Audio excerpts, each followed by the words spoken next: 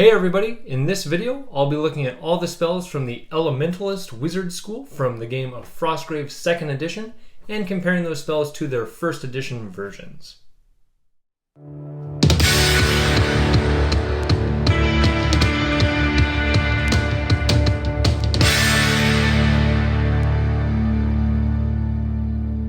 Hey everybody, I'm Alan with Bricks and Blocks Gaming, the channel where we play all our tabletop games using toy bricks and blocks and discuss the rules and strategies that build the foundations for those games.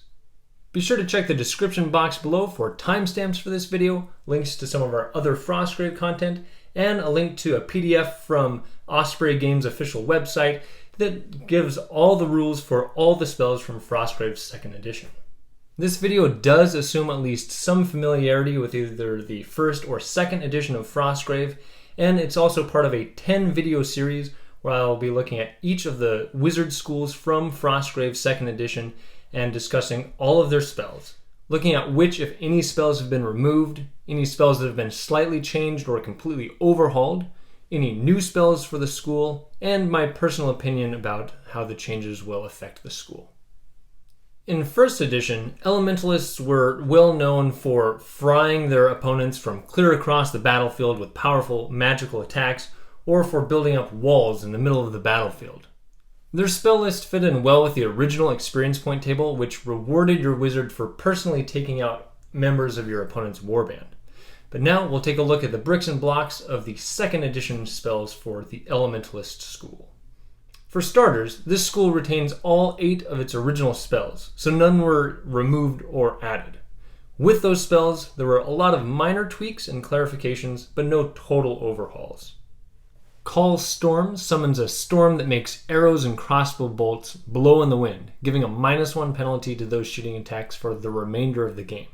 Now it works exactly the same, except multiple castings can only bring this penalty to a -5 instead of -10 like it used to be. I don't think this change will really negatively affect this spell, because ranged soldiers probably won't be as prevalent as they were in the 1st edition due to the restrictions placed on hiring soldiers between standard and specialist. And if you were casting this spell 10 times in a battle, you might want to consider some other strategies. Destructive Sphere creates a zone of destruction around the spellcaster, attacking all friends and foes within 3 inches with a +5 attack. This spell remains the same except the addition of the words elemental magic before the word attack. I'll point out that of all the attack spells in this school, this is the only one that is not specified as a shooting attack. So line of sight, whether you moved or not, what kind of terrain is in your way, won't affect the target's die roll in this case. And in the case of a tie, unlike a shooting attack, you'll still cause damage. Scattershot shoots magic energy like homing missiles at every enemy unit within 12 inches. This edition adds the words elemental magic before the word attack, and it clarifies the +0 attacks that the spell makes are in fact shooting attacks. This wasn't mentioned in the original rulebook, but the FAQ that was released a number of years ago did have that wording in it. So keep that in mind, that you will have to follow all the normal rules like line of sight, intervening terrain, whether you moved or not, when you use that spell. The next spell is Elemental Hammer. And this spell causes a 1-use enchantment on a weapon that will cause +5 damage on its next successful hit. The wording now gives more details to explain how it actually works. The words elemental magic were added. It adds that when the affected weapon is used on a creature that's immune to normal weapons, it can still deal the +5 magic damage if the roll would have caused damage. And it clarifies that casting this spell on a ranged weapon affects only the next arrow or bolt that the weapon fires, whether it finds its mark or not. Elemental Shield puts a magical field around the spellcaster, absorbing the next 3 points of damage they would take. It's clarified that this shield only absorbs combat or shooting damage, so damage from any other source like traps or something else won't be absorbed by this.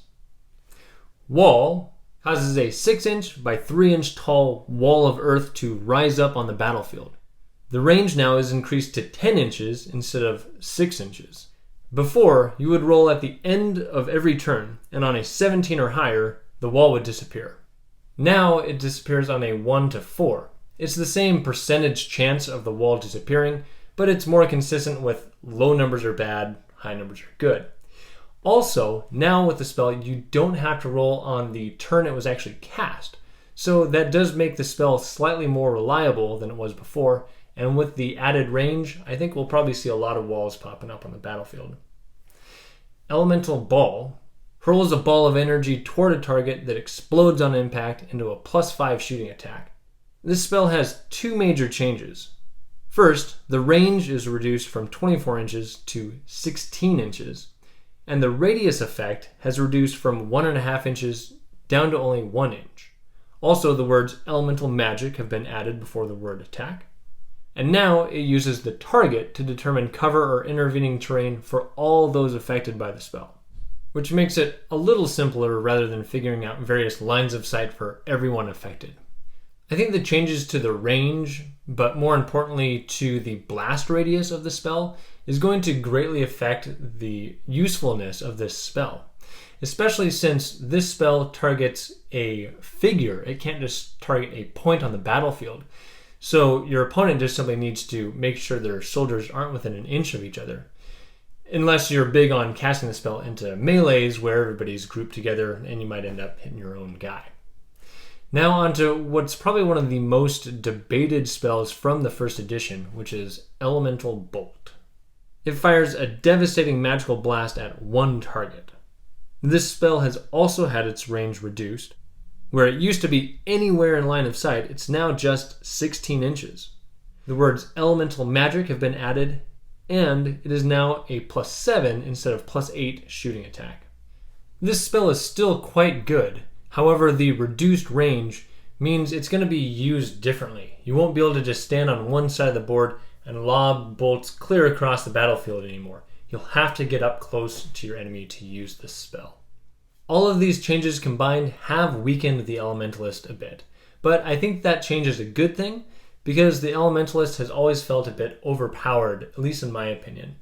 And by making these changes, it will rein in that power and force the Elementalist into some decision making, as they'll need some other options besides just lobbing long-range magic attacks from across the board.